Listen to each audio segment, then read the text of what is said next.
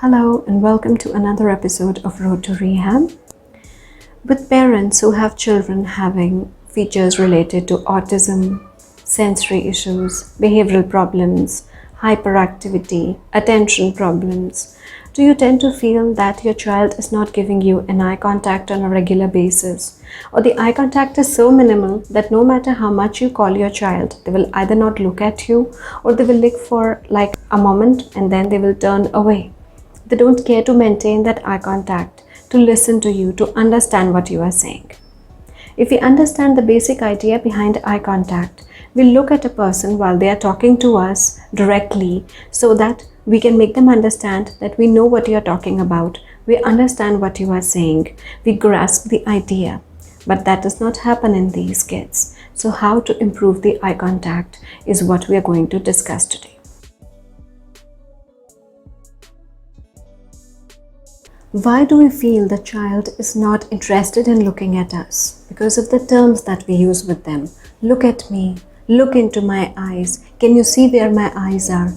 All these are overstimulating techniques because there is so much mention of looking in the eyes or the same command over and over that the child gets frustrated. They feel overstimulated and they do not want to look at you. First, we need to come at the eye level of the child. We have to be face to face with the child. If a child is sitting down or even standing and we are also standing, the child is not going to look at us. We need to come down, preferably make the child maybe stand or sit on a chair and then we can sit below on the ground so that we are at the eye level of the child to get their attention.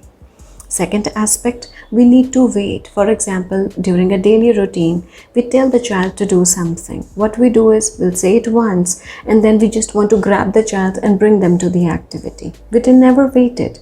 We never asked the child or waited for the child to respond. The lack of waiting time for that response does not let our child get an eye contact with us. So if you're sitting down and asking the child to come for a bath, we need to wait for the child to respond and come to us, or maybe call once again and then wait for the child to respond and try to attract them with various things that they find interesting, like the water running, or so if they like bath toys, so putting those bath toys in the tub in which they take a bath or in the area in which they take a bath to grab their attention. Third thing, we need to give them a reason for why they have to look. So for example, they are used to doing an activity in a certain way and we change the toy or we change the way in which we are placing the thing. So this will grab their attention. They will immediately pay attention and try to correct it. And especially this happens in children who have autism spectrum. They tend to or they want to do things in a very specific way at times and this will immediately grab their attention. Fourth, we need to give the right activity sometimes without the toy. We try to start the activity, but we do not have the things that are required to do that activity. So the child will immediately get interested and grab the toys and bring them to us. Also, a way to doing the same thing is we use the toy, but we try to keep the toy very close to our eye level so that when we ask the child to look at the toy because it is of their interest, they will look at the toy and maybe momentarily or for a few seconds, they will look at you in between. There are some exercises that we can do with the child in order to get their attention or get their eye contact for us. For example, while teaching the child certain activities like they need water, they need a certain food item, they need a certain toy that we need to give it to them. If the child pays attention to us, looks into our eyes when we lower ourselves to their face level, at that time it's easier for them to get the toy, and always reinforce it. Don't just hand it over to the child because though that's a form of reinforcement, but that's not all. If you also praise the child, pat on the back, say very good, you looked into my eyes and that's why I give you the toy. The child will remember the form in which. We think that the child is not attentive enough to understand, but no, the child does pay attention to what we say, especially if it's repeated frequently.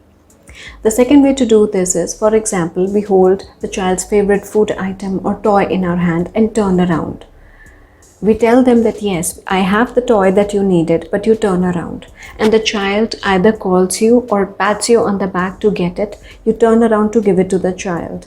But you can increase the turning time. Or if you see once you turned around, the child started looking in the other direction, did not care for the toy, then you do not give it to him and turn back.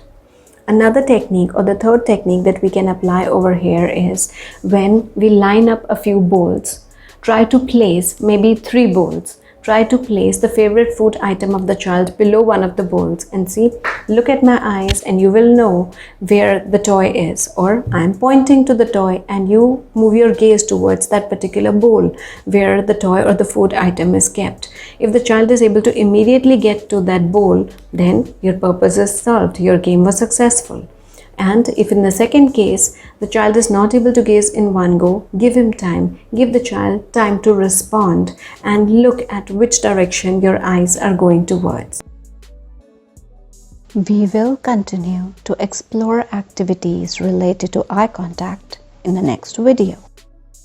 So if you like the video, please leave a like, share it, subscribe to the channel.